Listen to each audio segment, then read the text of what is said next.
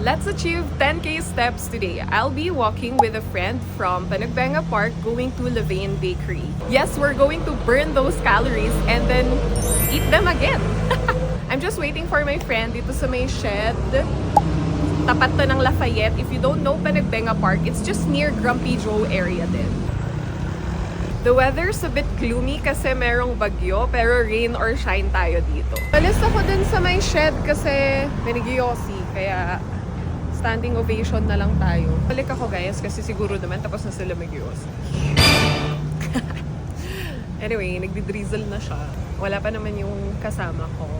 Hopefully pag dumating siya, tapos na tong drizzle na to.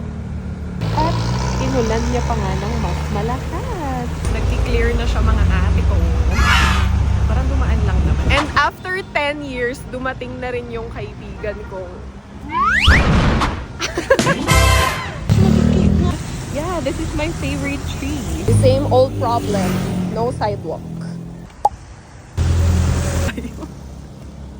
Yay! Ang ganda. We survived. And medyo mas malapit-lapit na kami. Look at that tree! Gosh, ang labo. Sige. Umbrella tree ba yun?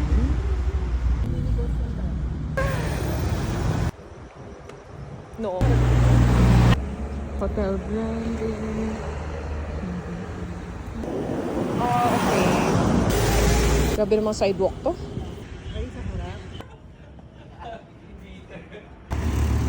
Bakit naman may tissue yun? Ganun din naman kasi. Wow! Oh, sorry. I'm on top of the world!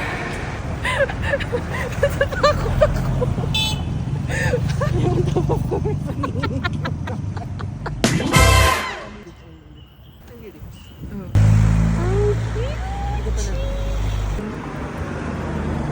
Malapit na. Ang ganda. Lord, baka pwedeng akin na lang to. Hindi ko alam kung cafe hopping to, resto hopping, or 10K steps walk pa din.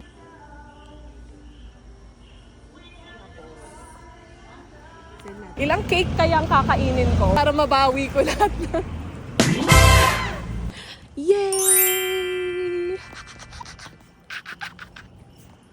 We're finally here!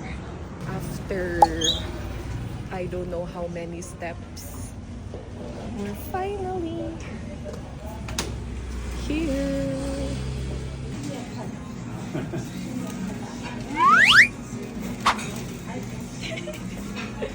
Ano, parang pagka naglakad ka ng ganun kahaba tapos ganito nakita mo parang takaw tikim, parang gusto ko na lang order.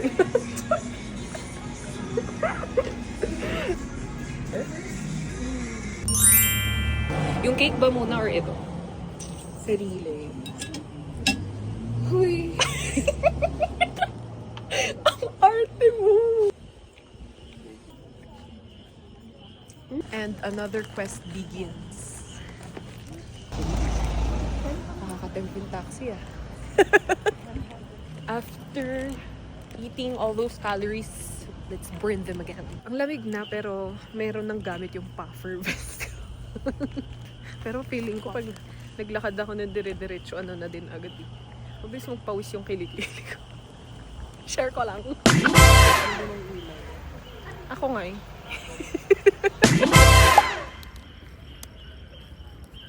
How to hold a paper bag.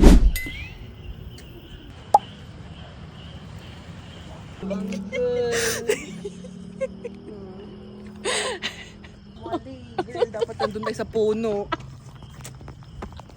Hindi ko na alam. Dapat pala binidyo. Nagpakahirap-hirap kami tumawid papunta dyan. Kikwento ko to sa mga magiging apo ko. Or ito ang dapat matutunan ng Valencias. Surviving! And there she goes. My friend left na since she's the other way. And ako, dito naman yung way ko. Dadaan ako ng country club and then jogging. cutie. I can't believe I have the same problem. Like my problem the last time I walked here. Naiihi naman ako. John, hey. It's around 7 na and I checked my steps. It's already around 9,000. I'm happy I'm gonna achieve 10k steps today. But tomorrow is another. The past few days, I haven't been feeling good emotionally and mentally. Kaya I really tried my very best to go out today and do this. Kaya nung kanina na parang ang kulimlim, ganon, nagdadasal ko talaga na, Lord, please, no rain today. Actually, kahit kagabi pa kasi sabi nga nung husband ko, meron daw bagyo. But yeah, I'm glad I still went out and took this time to walk. When my friend landed, when she was there na, sakto na wala na yung ulan. Medyo tines ni Lord yung faith ko doon. Diba? Yeah. Sabi ang hangin, diba? Halatang may bagyo. Parang tines ni Lord ang faith ko doon. But yes. And I was very specific with my prayer yesterday. Okay lang cloudy, God. Basta not rain. Whew. The last time I walked here, walang kuryente dyan. Hanapin nyo kung aning video. Pero, di ba parang sayang sa resources to. Sana lang naka-solar. I don't usually mind my speed when walking. Right now, naiihina ako.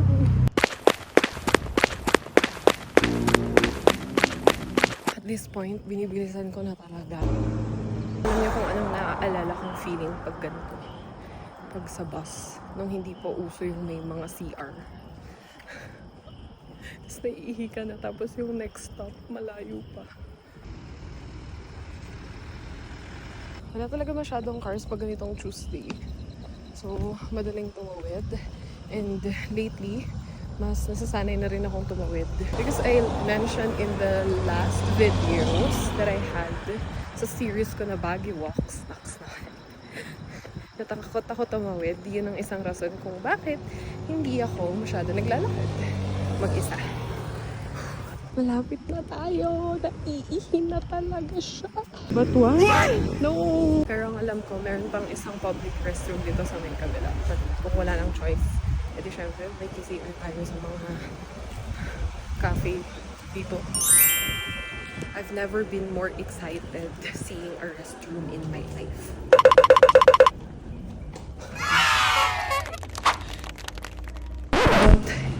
It doesn't stop here. Marami pa tayong lalakarin. Malapit na. 7:32 and I just exited Count John Hay.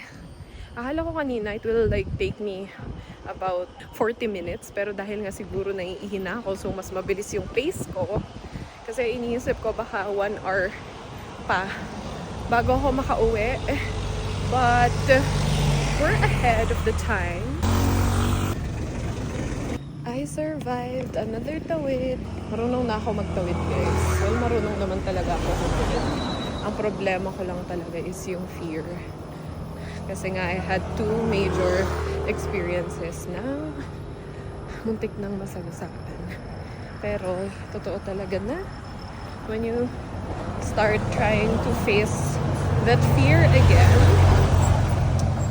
I guess, somehow, it heals. Sana ganun din sa mga fears natin na major fears, major trauma. So, tama pala talaga yun, no? The more I do it, the more it gets easier. Actually, sobrang legit nun sa maraming aspeto ng buhay ko ngayon. First is, yung fear ko sa pagtawid. And then, yung fear ko din sa pag-film in public. Or fear ko in speaking to you guys kasi ang lag ko mag-isip. I'm such a lag yapper. I'm a yapper but I lag. But yeah, the more you do it, the more you get used to it, the more it's easier and more fun to actually do it. Dati na merong fear, may kaba. Hanggang ngayon naman, I I still have that, but it just gets easier. Salamat po sa pa-sidewalk dito. Cute. What the freak is that?